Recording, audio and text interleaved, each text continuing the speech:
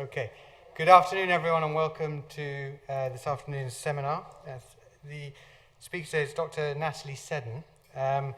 Nathalie has been in Oxford about a decade. She came here as a Royal Society University Research Fellow in 2005, appointed Associate Professor in 2009, and became Director of the Biodiversity Institute, and therefore joined also the Oxford Martin School a couple of years ago, the Biodiversity Institute being one of the 30-odd institutes and programs linked to the Oxford Martin School. Nathalie is also a Research Associate of the Center for Tropical Research at the University of California in Los Angeles, and a Research Associate of the Smithsonian Tropical Research Institute in Panama, and also a Fellow in Biology at Wadham College, the other side of the King's Arms. So she's got the globe covered. Her research combines global comparative analyses with experimental field and lab studies to address three key questions. How do lineages radiate into multiple species? Once species are formed, how do they interact and assemble into functioning communities? And then, how can these insights help us to formulate effective strategies for conservation and sustainable development? So she's the perfect person to address today's topic on what happens when we turn up the heat on nature. So I'll hand over to Nathalie, but before I do, I just want to warn you that Nathalie hasn't heard herself speak for a week because she's lost her voice. It has come back today to an extent, but we'll just have to bear with her if she has problems later on as the talk progresses. Thanks, Nathalie.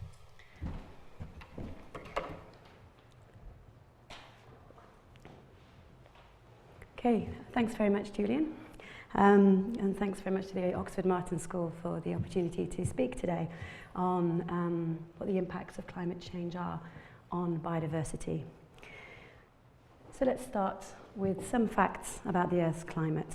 It's warmed by approximately 0.74 degrees over the past 100 years, with two main periods of warming, one between 1910 and 1945, and the other from 1976 onwards. And the rate of warming during the second period was double that of the first, and greater than at any other time during the past 1,000 years. And 2014, as you may know, was the hottest year since records began. Now, notwithstanding year-to-year stochasticity, the temperature is continuing to rise. And according to the latest IPCC reports, global mean temperatures are predicted to increase by a further 4.3 degrees by the end of the century.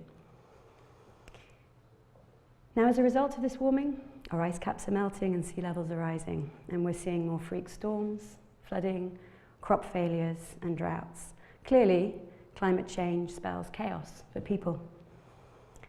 But what about biodiversity? Obviously, this is bad news for the polar bear. We don't need any fancy or sophisticated science to tell us that the melting ice caps are disastrous for him.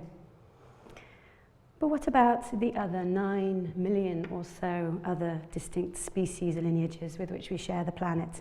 What are the implications of climate change for that biological diversity, for this biodiversity that took approximately 4 billion years to evolve and that makes our planet utterly unique?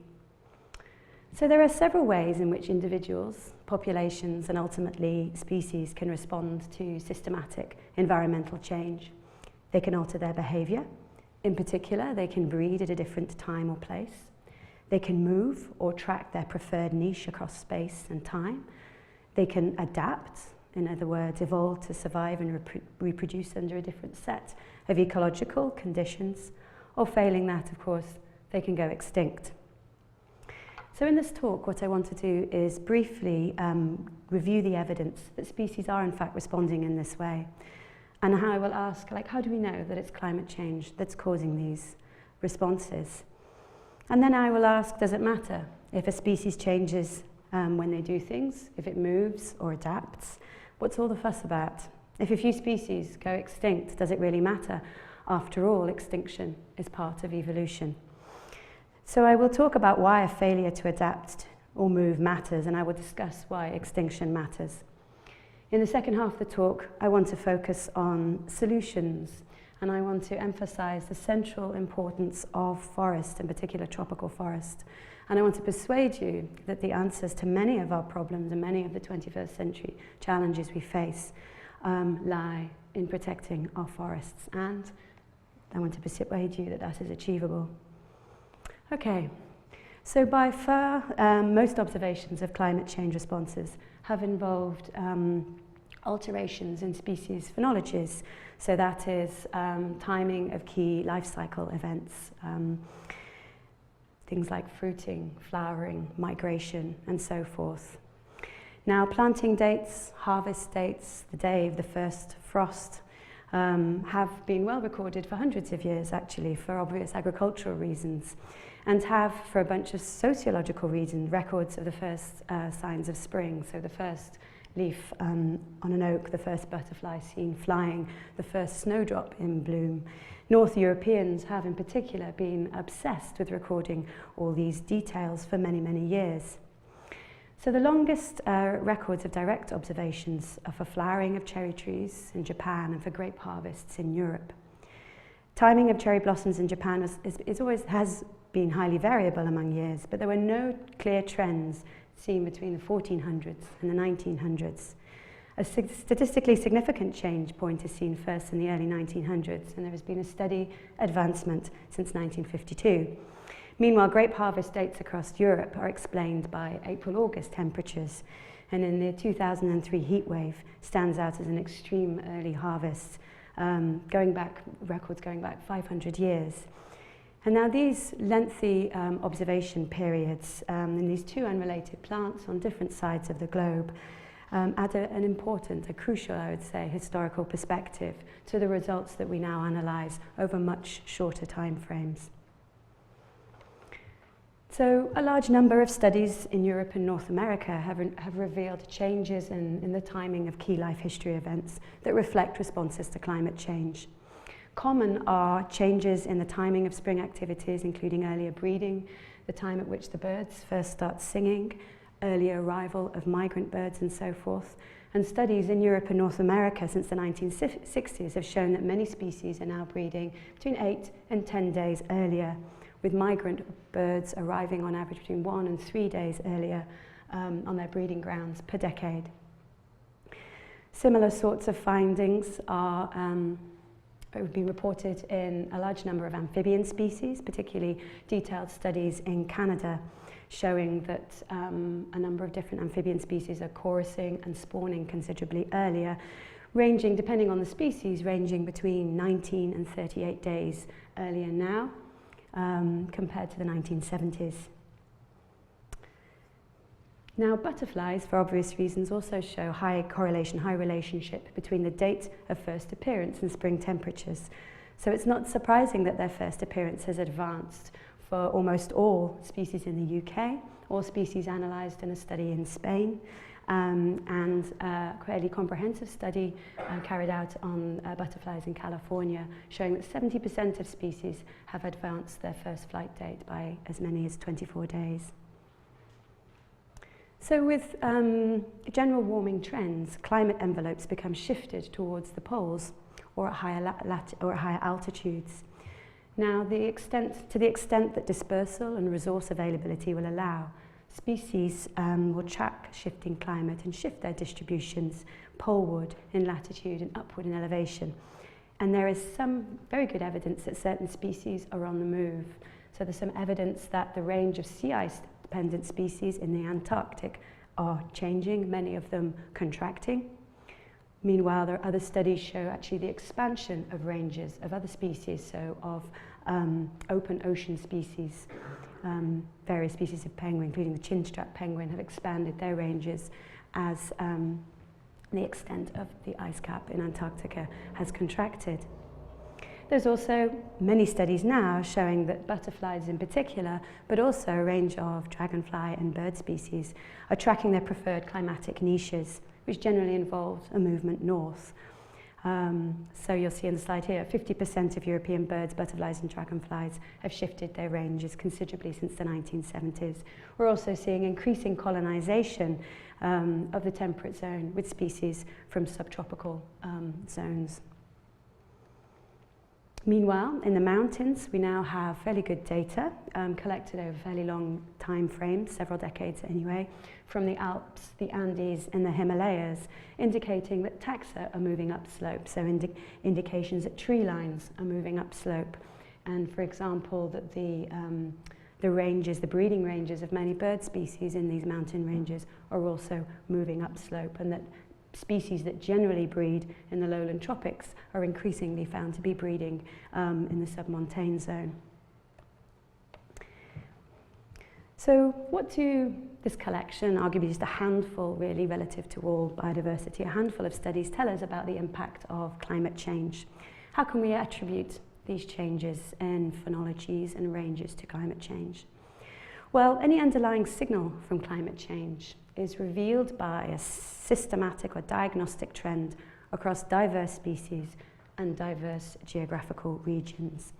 So in a very well-cited study by Parmesan and Yo, published in Nature just over a decade ago, that showed that studies from, well, what's now over 2,000 species actually have shown that recent trends match climate change predictions. In other words, movement upslope, movement north, earlier arrival at breeding grounds, earlier singing and spawning and so forth.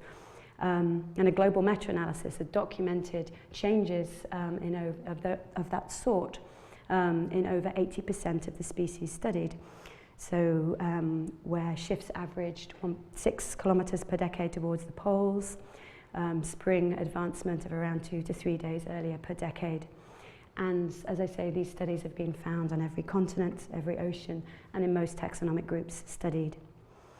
Now in this study, they defined a kind of a diagnostic fingerprint of sign switching responses uniquely predicted by 20th century climate model trends. And among appropriate data sets, so for 279 species for which there were sufficiently detailed long-term studies, they were able to demonstrate these diagnostic shifts, so a shift in a trend attributable to climate change. And this suite of analyses and other analyses that followed it have generated very high confidence, as defined by the IPCC, that climate change is affecting these living systems. Now, if plants and animals can simply move, or if they can simply change the timing of key behaviours, what's the problem? Isn't climate change actually part of the natural order of things, and species have for a long time had to adapt and evolve? Well, there are various issues with this. Well, species are not islands. Most species, as you will be aware, interact with a whole load of other species, predators and prey, hosts and pathogens, parasites and so forth. Now, not all members of those often very complex webs of interactions can move at the same rate. You know, species differ in their physiological tolerances. They differ greatly in the extent to which they can disperse. And so more crucial than any absolute changing in timing of a single species is the potential disruption of coordination in timing between the life cycles of predators and prey, of herbivorous insects and host plants, of parasitoids and their host insects, and perhaps very importantly, of course, insect pollinators and their flowering plants. And so there are all sorts of studies which have shown these sorts of disruptions. For example, there is good evidence that warmer springs in Europe has disrupted the synchrony between winter moth hatching and oak bud burst, leading to a fairly major mismatch between the peak in insect availability and the peak in food demands of the great-tit nestlings. Other examples of well-documented mismatches are mismatches between phytoplankton and zooplankton blooms in lakes. And in one study, a greater synchrony that thought to be the result of climate change actually led to the distortion of a sex ratio in the population of butterflies, because the parasite leading to a new parasitic interaction.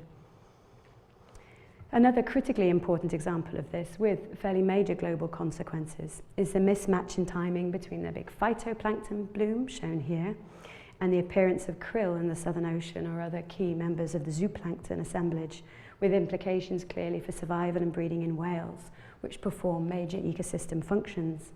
So the warming and the acidification associated with climate change has really produced much lower productivity of phytoplankton, which is at the base of the food chain in the Southern Oceans, and as well as influencing the composition and the timing of these phytoplankton blooms, with a major impact on the productivity of fisheries.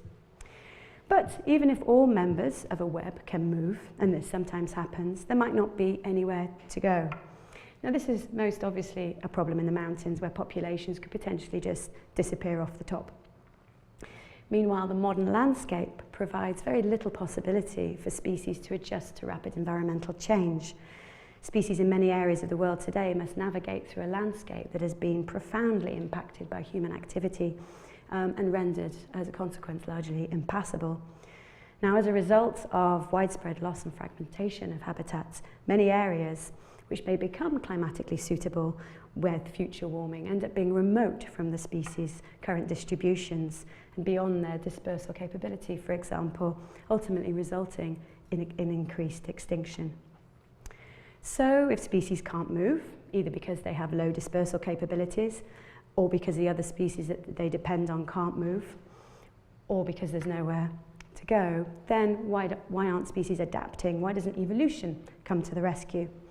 Now, there is some evidence of this. There is some evidence, some very nice studies in coral reef species, for example, and in a range of studies on mammals, frogs and fish, for the evolution of new physiological tolerances under climate change. In particular, it has been reported across a large number of taxonomic groups that many plants and animals are shrinking, that they have lower body mass. The mechanism is not entirely understood, but it's thought to be linked to nutrient limitation under climate change and higher metabolic rate, both of which select for smaller body size. Now, recently there was a very nice study addressing the capacity of evolution to come to the rescue under climate change, which was looking at phylogenies, well-resolved phylogenies, so phylogenies that show the evolutionary relationships within 17 different groups of vertebrates. And they mapped climatic niche traits onto these well-resolved phylogenies, and using that we're able to calculate rate of climatic adaptation. And what they found, to cut a very long story short, was that rates of evolution on the whole are around 10,000 times too slow to keep up with the rate of climate change. So no, evolution, I don't think, is going to provide any meaningful help. So what is the evidence, though, that climate change is causing extinction as a result of these processes?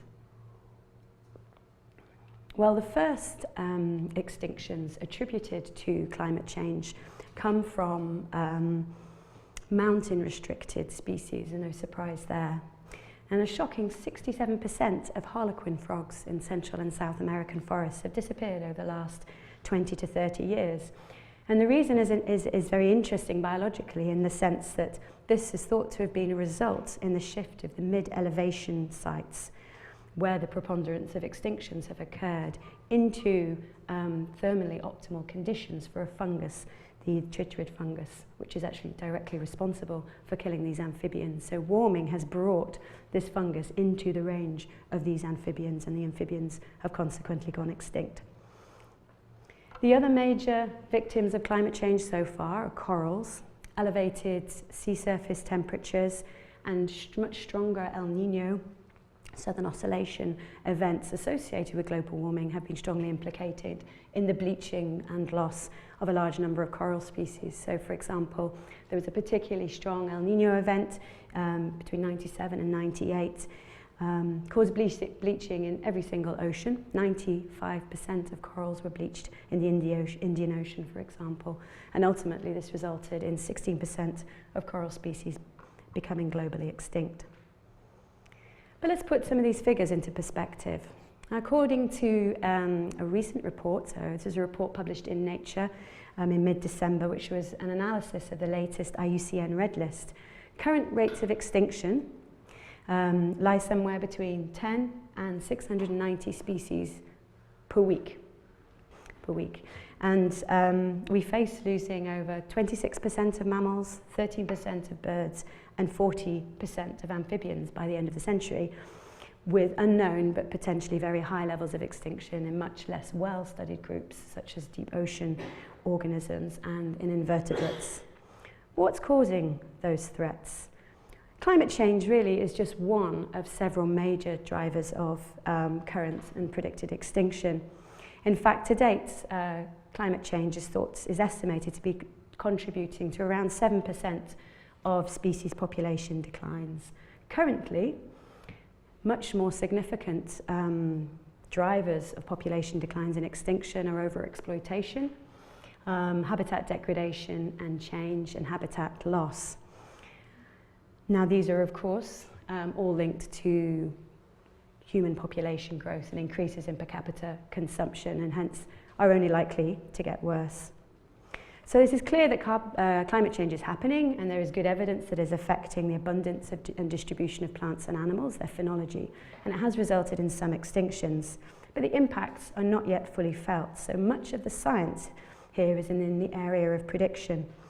Now, over the past decade, some of our understanding about the variable and complex ways in which species respond to environmental change has been effectively translated into mathematical models that can be used to forecast climate change, impacts on species distribution, abundance and extinctions.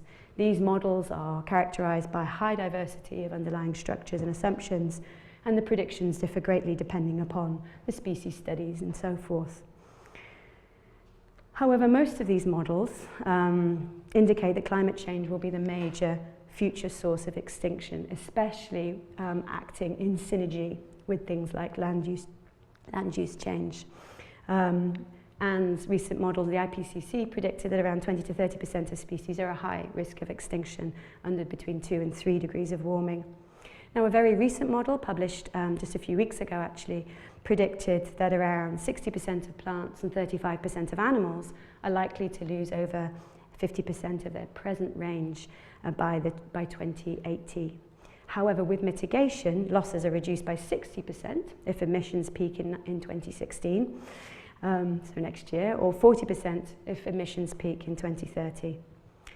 In other words, without mitigation, we risk precipitating the Earth's sixth mass extinction. So the sooner we act on climate change, the better for biodiversity. But how critical is the current and predicted loss of species? Does mass extinction actually matter? Why it matters has been studied for a very long time and is captured in this very simple diagram. It matters ultimately because our health, wealth, and well-being depends critically on natural systems. We know that nature and the ecosystems that harbour genetic species and habitat diversity and perform essential functions such as biomass production, carbon storage, decomposition and nutrient cycling.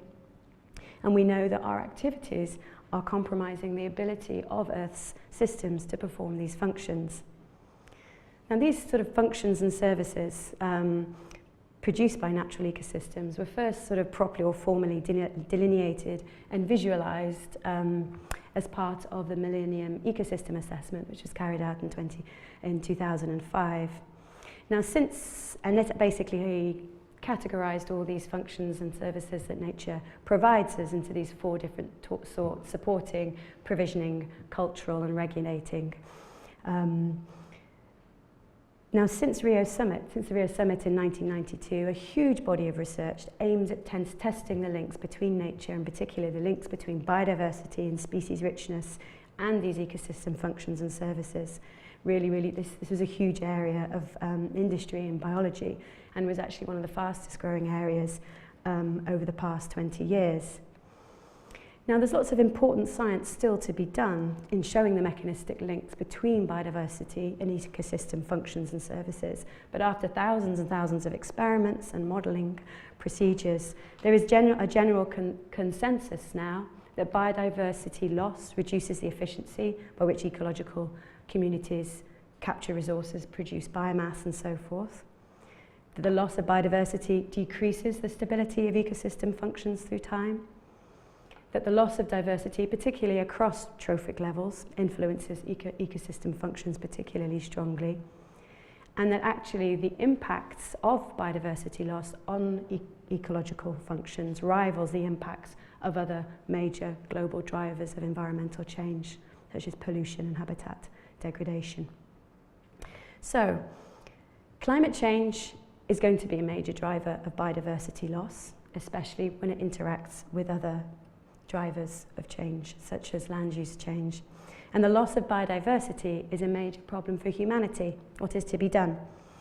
And so I want to spend the next half of the talk focusing on some solutions. And in particular, I want to, as I say, emphasize the importance of forests in general and tropical forests in particular. And I believe that in focusing our efforts and conserving forests, we will go a very long way towards meeting the twin 21st century challenges of climate change on the one hand, and strongly interrelated with that, biodiversity loss.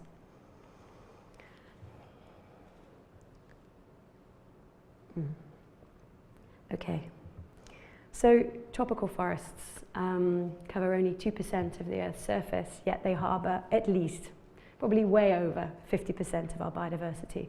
So this is a beautiful graphic which I show a lot in my talks. I think it's really, really striking, which shows species richness mapped in terms of the diversity of birds, mammals, amphibians across the globe. And showing this pattern that we're all very familiar with, increasing species richness as you travel from the cool poles to the warm tropics. This is another map, looks rather similar, doesn't it? This is not for biodiversity, this is for carbon. So not only do the tropics hold over 50% of the world's biodiversity, they also store over 50% of the Earth's carbon. Tropical forests are very, very important in regulating climate. So a new study published just last year showed they're actually even more important than we thought they were, and they're responsible for absorbing 1.4 billion metric tons of carbon dioxide from the atmosphere a year. This is over half the total absorption, so they're a phenomenally important role there in regulating climate. However, rates of habitat loss and modification are highest in the tropics. All these things come together in the tropics. 9 million hectares of forest were lost only between 2009 and 2012. Now, the highest rates of loss until very recently were found in Brazil. Clearly, Brazil encompasses the majority of the world's tropical forests. Very worryingly, Indonesia, very recently, last year, in fact, Indonesia overtook Brazil in terms of its rates of deforestation, despite only having a fraction of the forest cover. And some recent work has shown that 30% of the timber and paper products coming from Indonesia is illegally traded. A lot of that going to China, Europe, and United States. Okay, so here is an image of rivers and forests in my favourite part of the world, Amazonia. Now, again, we don't need any sophisticated science to tell us that converting this to this is very bad for biodiversity and probably very bad for carbon too.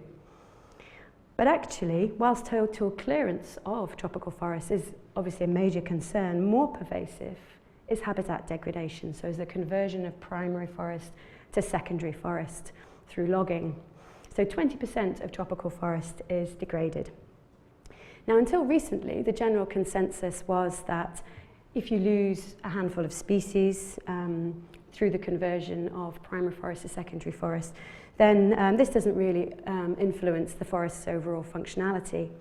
However, the bad news is that there is growing evidence that the loss of small proportions of diversity have a high impact on their functions. Not all species are equal in terms of their contributions to ecosystem functions, and some recent work in our lab has indicating that in Amazonia, at least, if you remove 30% of the large trees, you lose the large-bodied fruit disperser and hence limit the capacity of forests to regenerate in the long term. So even forest degradation is bad news for biodiversity. Of course, forest loss results in the release of all that stored carbon. So forests are very important in that they store the carbon, but they become very dangerous when they are degraded or deforested because they will release that into the atmosphere. So here is the latest global carbon budget, which indicates that around 10% of CO2 emissions come from land use change, and the majority of that comes from deforestation in the tropics. Now, not only does forest loss result in an enormous amount of CO2 being released into the atmosphere, it massively disrupts the flow of water in the atmosphere, and it influences local ambient temperatures. For example, in a single day, the Amazon region evaporates 20 billion tons of water. Compare this with the mere 7 million tons of water that the Amazon River discharges each day into the Atlantic. Now this generates respiration process generates what has been termed flying rivers, vast flying rivers, clouds above the Amazon on which the Amazonian region's agricultural productivity depends and on which Brazil's massive urban populations depend. Now, following a huge spike in deforestation in the Mato Grosso region in 2013, satellite imagery clearly showed that during January and February this time last year, those flying rivers simply failed to arrive, unlike the previous 5 years, leading to Brazil's worst drought ever, an ongoing major problem that's having a huge impact on the Brazilian economy. But tropical deforestation affects weather and agriculture globally too. So a recent synthesis of global climate models revealed powerful evidence that deforestation in the tropics can trigger major shifts in rainfall and increase temperatures worldwide, and finds that future agricultural productivity at the globe is at risk of tropical deforestation. So in basic terms, an increase in temperature in the tropics due to deforestation generates a large upward movement of air into the upper atmosphere. When they hit the upper atmosphere, they call ripples, referred to as teleconnections, that flow outwards, and the common analogy used being like an underwater earthquake that can generate a tsunami. Now, these models of the study examine show that increased or complete deforestation could seriously adversely affect some of the world's most important breadbaskets. For example, complete deforestation of the Amazon basin would reduce rainfall throughout the US Midwest, Northwest, and parts of the South during the agricultural season. The complete deforestation of Central Africa would cause declines in rainfall in the Gulf of Mexico, in US Midwest, Ukraine, and also in Southern Europe. So clearly, the key way to minimize climate change, to save biodiversity, and to retain ecosystem functions on which we depend, and thereby elevate per capita wealth, health, and well-being, is to conserve forests, especially in the tropics. But how can this be achieved? Well, to figure that out, we need to consider what the main threats, what the main drivers of tropical deforestation are. So the majority of tropical forest loss and degradation is driven by the production of just a handful of globally traded forest risk commodities, namely palm oil, soya, beef, leather, timber, pulp, and paper. So these graphics are from the Amazon region, and this is looking at the pie chart shows that between the year 2000 and the year 2005, most deforestation was attributed to cattle ranching and small-scale agriculture. Now, since then, during that period, beef production has stabilized in the Amazon, but soy production has increased massively.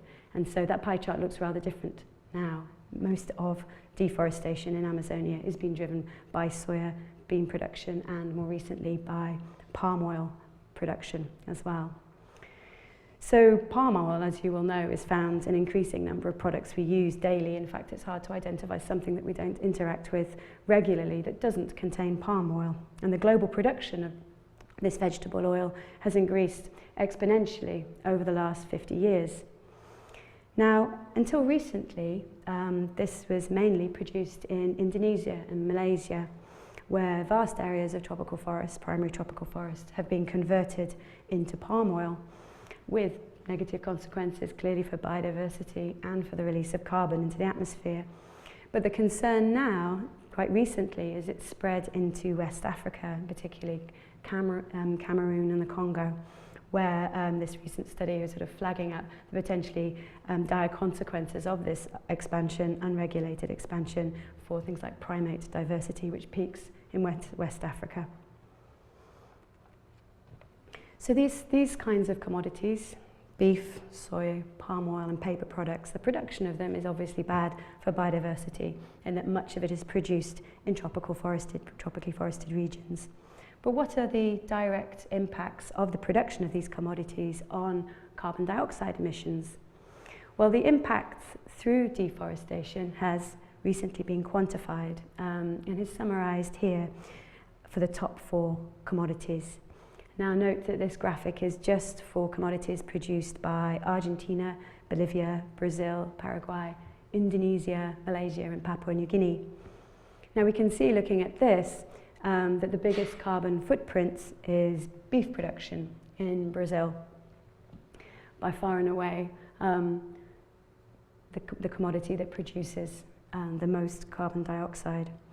Seconded, most of that Brazilian beef is destined for the EU and China.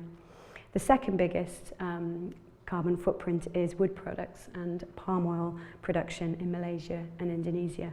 But again, the patterns are shifting as Africa becomes developed and palm oil starts expanding there. Well, how can we stop the juggernaut of industrial agriculture, given the huge growth in human population predicted, and perhaps more importantly, the massive growth in per capita consumption in the world? What hope is there really for slowing biodiversity loss and avoiding catastrophic climate change? Well, I believe that there are several reasons we should remain hopeful and why we should remain very active and engaged with this whole process. And in particular, there is cause for hope in the form of growing commitments at public, corporate and government levels.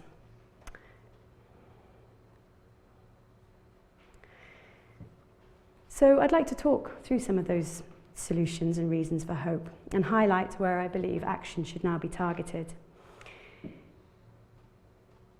So it would seem that there is, amongst the public, for a start, there is growing desire to see a greater proportion of wild nature protected. So according to a recent study conducted by ZSL, which involved thousands of people and was conducted across several continents, it was the first sort of global scale public opinion poll of its type. And according to this, at least 40 and as much as 70% of wild nature should be protected. So people in Brazil were generally voting that at least 70% of wild nature should be protected. In the UK, this was 40%. In the USA, this is 50%. So this is terrestrial ecosystems. Very similar patterns were found for protecting the oceans, protecting the marine environment. A large proportion of those people surveyed voted for a large chunks of marine environment to be protected in perpetuity. Meanwhile, last September saw the largest demonstration for climate change, where 300,000 people descended on New York during the UN climate negotiations. Governments are also finally properly engaging. In New York City, for the first time, forests, in particular tropical forests, became a point of discussion. It became central to the talks. And over 24 countries and many other major companies signed up to the New York Declaration of Forests. The declaration being to halve deforestation by 2020 and halt it by 2030. Perhaps most encouraging were signs of engagement in reducing deforestation explicitly by the world's biggest emitters of carbon dioxide, USA and China. At COP20 in Lima, some progress was made. Perhaps most importantly, 8 Latin American governments pledged to restore over 20 million hectares of forest. Many more countries committed to contributing to the Green Climate Fund. And though many mainly diplomatic obstacles remain, and there is much work to be done over the next few months, there are signs that something at least close to a globally binding treaty on emissions will be achieved in Paris. The 86-page Geneva blueprint, which has been the product of years of negotiation, does seem manageable by comparison to the highly contentious 300-page version that was produced in Copenhagen.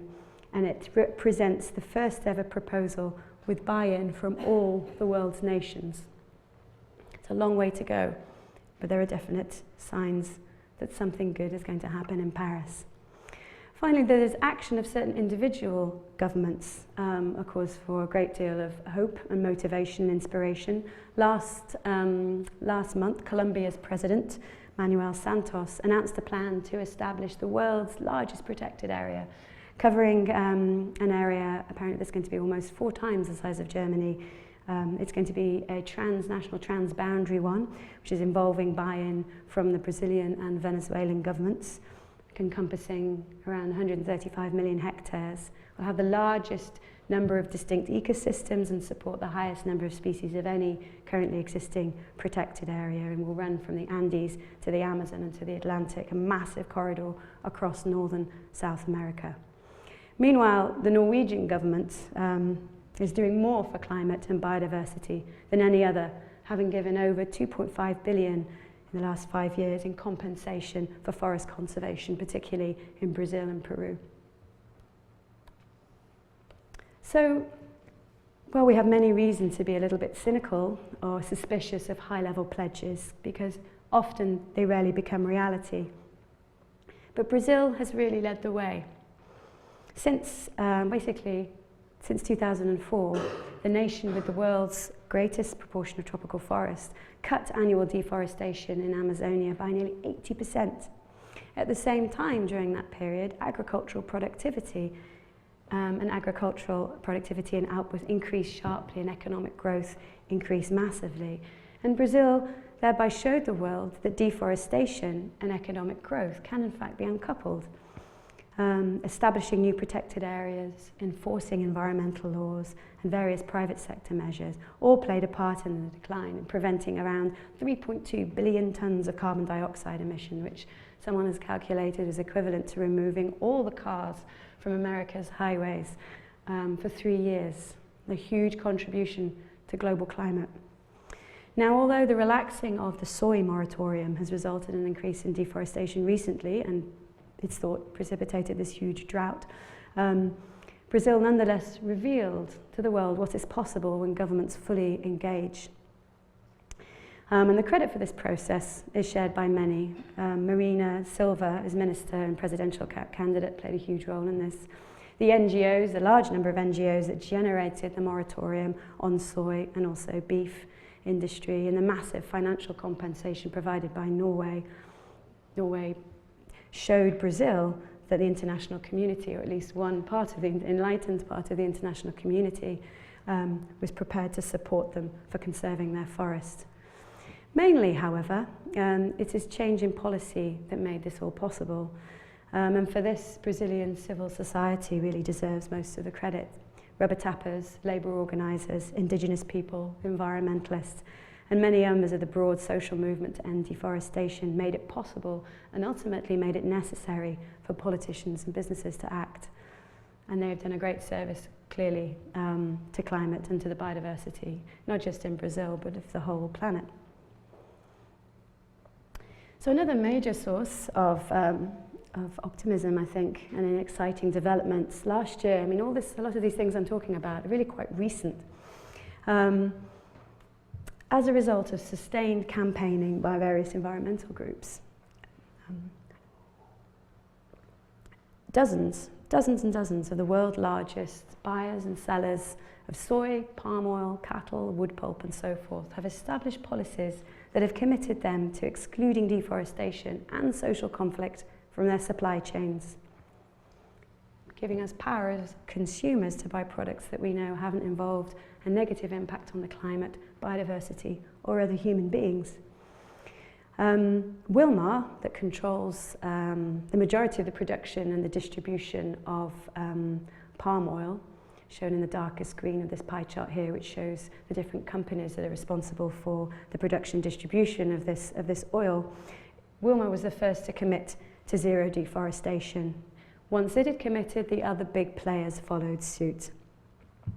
Particularly important of these was Cargill, which sells 135 billion worth of commodities a year. And Asian pulp and paper, which is has been traditionally a major role to play in deforestation in Indonesia, Malaysia. And Rainforest Alliance recent audit of Asia pulp and paper revealed that they're actually making some moderate progress towards achieving this goal of zero deforestation in their supply chains. Okay, so greatly facilitating the process by which organisations such as these meet their targets are initiatives promoting transparency in the monitoring of supply chains. And last month, a major initiative by the Global Canopy Programme was launched, the Forest 500. I really urge you all to look this up online. This list identifies, ranks and tracks entities responsible for deforestation and exposes them to what Global Canopy refers to as a hidden deforestation economy we need to all be very much more aware of.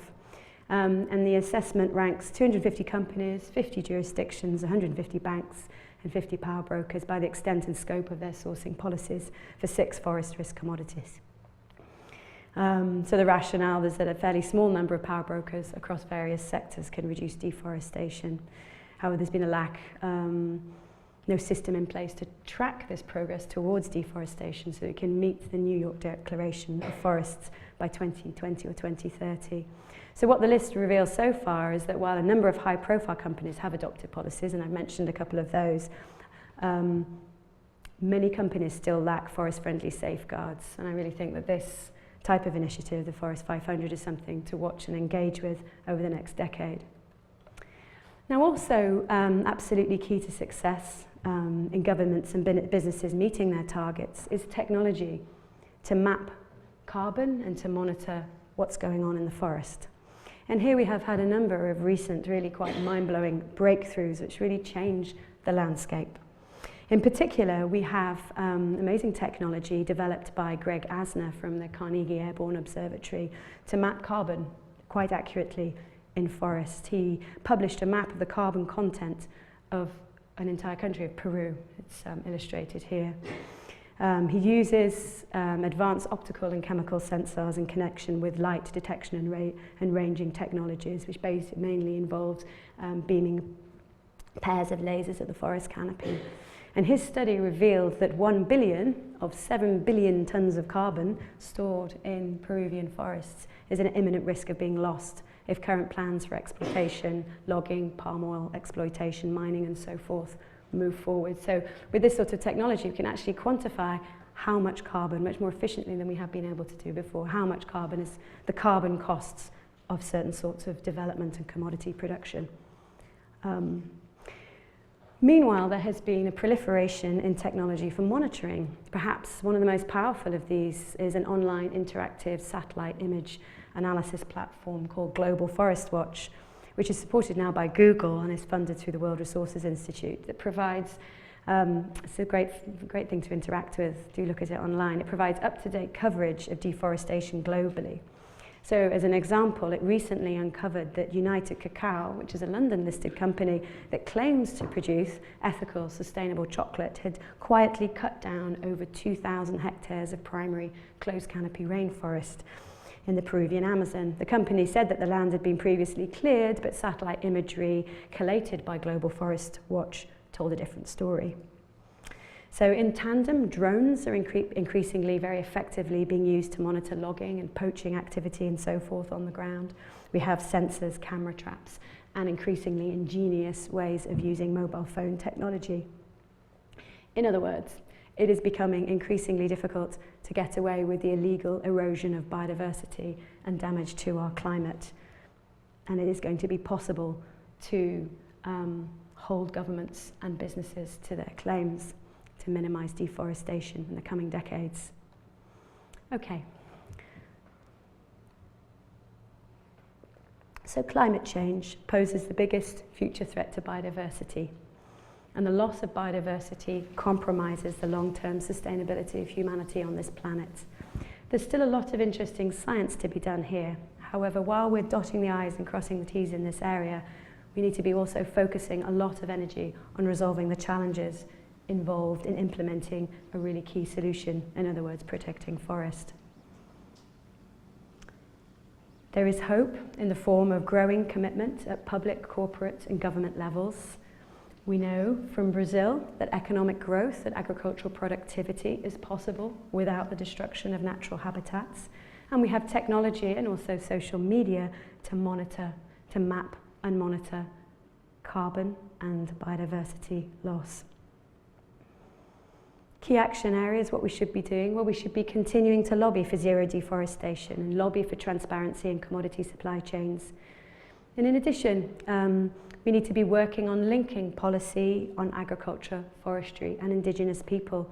Currently, in most countries, these issues are dealt with through separate processes by separate organisations almost. But only an integrated approach will have long-lasting positive impacts on climate and biodiversity.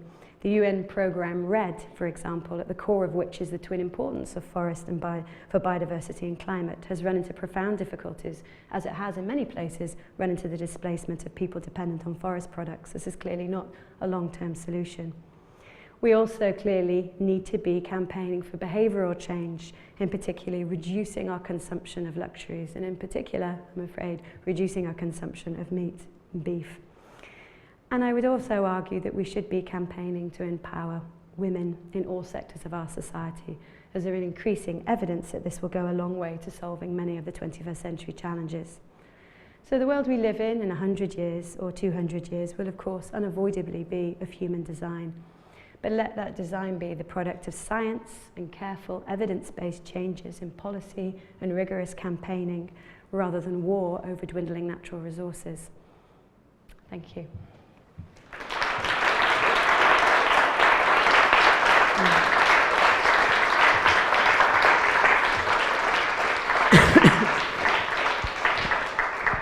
Thank you. As much as my voice will allow, I think we do have some time for any questions if anyone has any.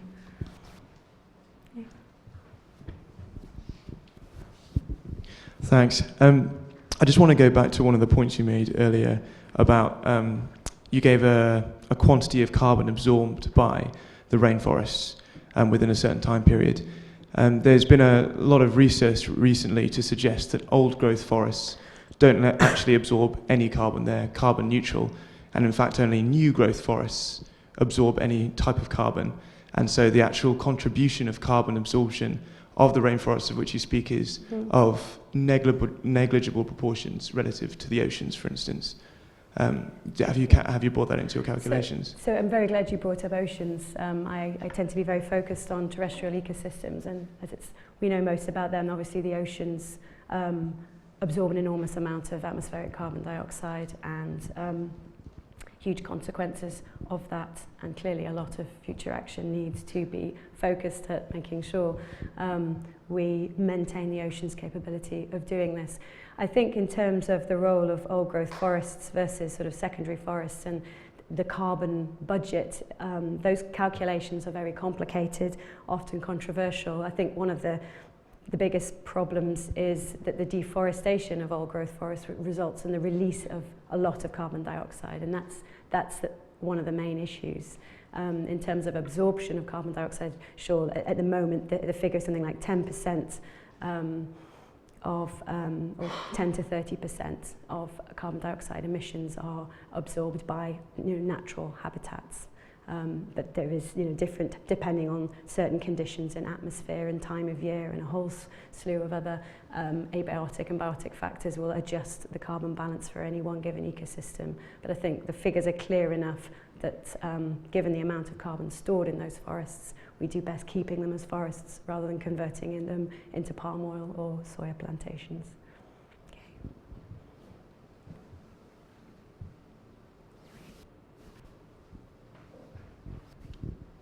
Thanks. I'm a bit puzzled. You say that climate change is the biggest threat to biodiversity in the future. Yet you also showed some results, I believe, where climate change was responsible for less than 10% of the threat to that biodiversity.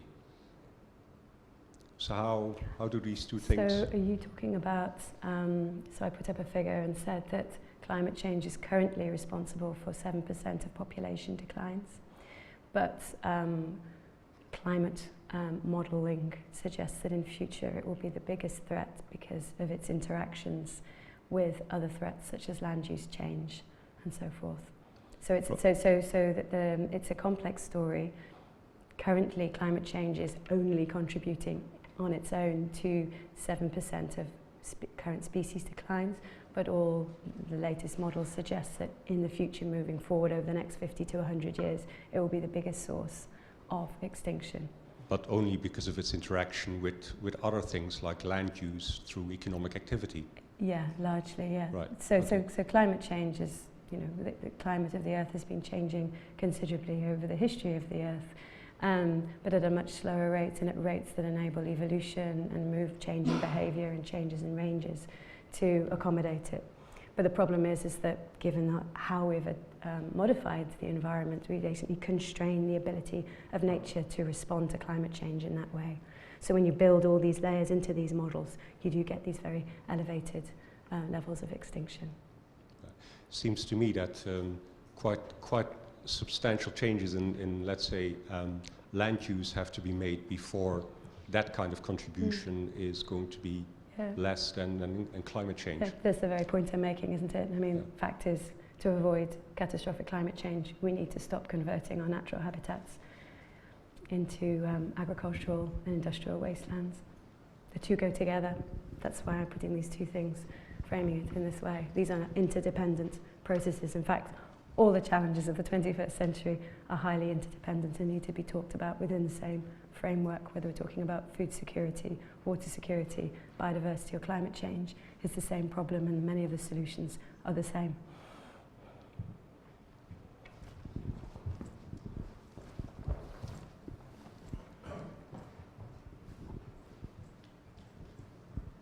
Hi there. Hello there. Just building on that question about the projections into the future. Now, this field of projecting species distributions has been going on about 10 or 15 years. Mm-hmm. As somebody who's watched that develop, would you say that that's now a mature field, or is there substantial room for improvement still? I think there's always room for improvements. I mean, we are at a very exciting time in the sense that a lot of big data sets are coming together. We now are bringing together data sets on species traits, on their ranges. We're having much better understanding of how climatic envelopes will change. And I would say that actually there's a room for a lot of maturation in the sense of that some of these climate models need to be made more realistic by incorporating understanding of the biology of the organisms they involve. A lot of those models, for example, assume that all species are equal in terms of their ability to disperse, in terms of their competitive abilities when they arrive at their preferred niche space. And some really exciting work moving forward is saying, well, actually, that's not true. Species aren't equal in those ways, and building these models that can look at these communities as dynamic, and actually possibly some of these future communities just wouldn't be sustainable. So even if the climatic niche is perfect for their physiological tolerances, those communities might not be stable simply because of, for example, competitive interactions being off kilter and so forth. So I think we've a long way to go, but we're right at the cusp of being able to make the models a lot more realistic because these data are coming together, because the mathematics is coming together. So.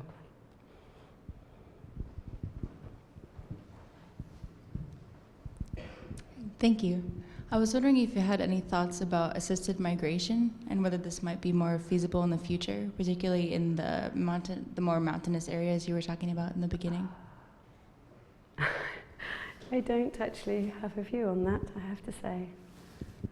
It doesn't seem like a top priority. Technologically difficult, potentially very expensive. It might be, to do that for large numbers of species. Eventually will be technically feasible, but I think the costs involved in that would be better spent in other ways, in tackling some of these other issues that I mentioned. Sorry. Okay. All right. Okay, thank you very much. I'm just wondering if you have any ideas about how to make this issue more real for more people, like in the UK, who can't necessarily observe the change and you know, the changes that you're describing in biodiversity. You know, and one of the problems, obviously, with climate change is that it's something that you know people feel very remote from and can't see. Yeah, I mean, it is an issue.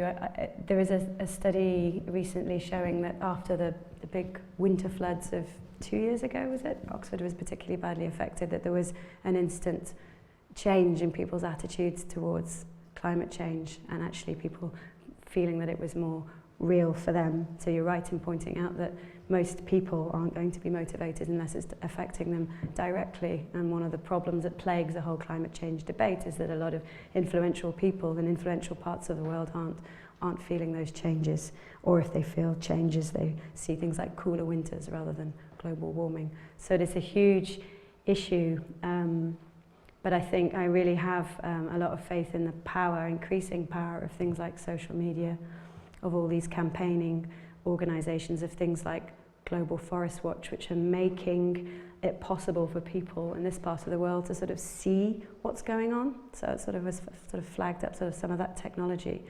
So it's possible to see what's happening to forests in the tropics, and then it's possible to, through these various different sorts of social media or online platforms, to get a sense, and I think, of actually the global nature of the problems and some of these. There's recently the global calculator. There's been like an online global calculator for looking at, you know, for enabling individuals to sort of get a sense of what sort of sacrifices they would need to make in terms of their personal commodity consumption in order to keep climate change within reasonable limits. So there's lots of sort of tools and technologies and interfaces through the internet, through social media, through the media itself. I think that media has a very important role to play. So all those things are very important. Clearly, we can't start advocating everyone, you know, hops on planes to try and go and see some tropical deforestation. But I think there's been a growing movement. I don't know whether any of you have seen there's a Doritos video, which starts off very, very cheesy, but the ultimate message of this Doritos video is that actually a lot of deforestation has gone on in order to bring you your bag of Doritos. And a lot of people, I think, don't realise what the deforestation, the climate, the biodiversity consequences are of their consumer choices. And I certainly would like to live in a world where, you know, when I go into the supermarket and I'm choosing this soap or that soap or this cereal or that cereal, there's some clear indication of what the costs to the planet and to people on the planet, both in terms of social conflict and environmental cost, have been. We would all, I assume most of us in this room, would like to have that power, giving us some of that power. And I think those kinds of things are the things that are going to increase engagement and actually make a real difference.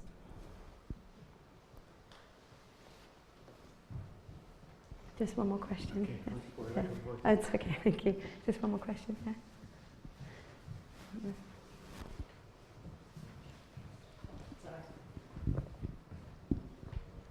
Do you think that it's fair to completely hypothetically prevent deforestation in places like West Africa, where having seen a lot of rapid development after oil palm expansion in Southeast Asia and Brazil, or from other reasons, it might allow rapid development there? Yeah, there's a fine balance. A lot of it is unregulated and illegal, and that's what needs to be addressed first of all. Absolutely. I mean, no way can we say, you know, we want to halt development in these places. But it's balancing short-term development with long-term development needs. And actually, for example, you know, there's lots of data suggests now that we are, the FAO have produced various findings lately to suggest that we are actually producing enough food to feed up to 8 billion people. And the problem is one of production, one of distribution and storage. There's some studies that show that if you give agricultural subsidies or power over agricultural subsidies and incentives to local women who perform most of the agricultural services in Africa, for example, then you massively increase productivity. So I don't think that these two, I think this is quite nuanced and complex, and actually development can go hand in hand with maintaining a very healthy, biodiverse, carbon-rich environment. Okay. All right, thank you. Okay.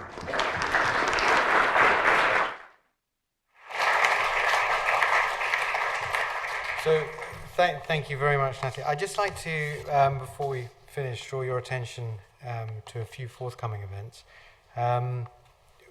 This was the last of our 8-week series on climate change this term. Because it's such a massive topic and this is a big year for climate change, we're carrying on coming at this from more angles every week from the beginning of next term. So that kicks off on the 30th of April with a talk from Professor Simon Caney, who is director of our Oxford Martin Programme on Human Rights for Future Generations, and that's called Realising Human Rights in a Warming World. And some other big one-off events we have coming up.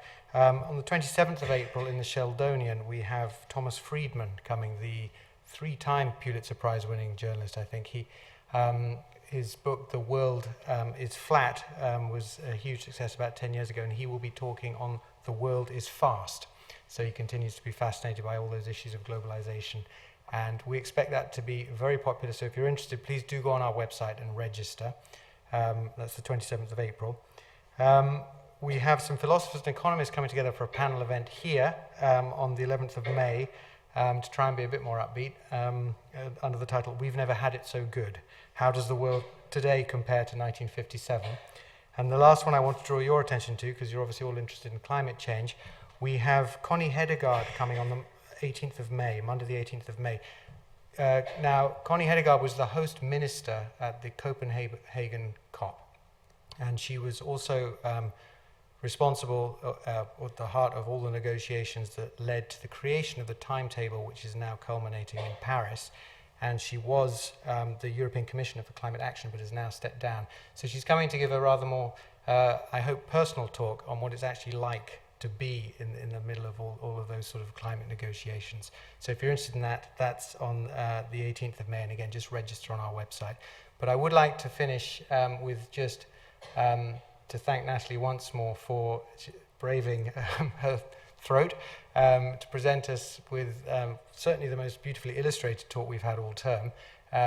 And not only that, but actually trying to offer solutions and even daring to offer optimism and hope. So thank you very much, Nathalie.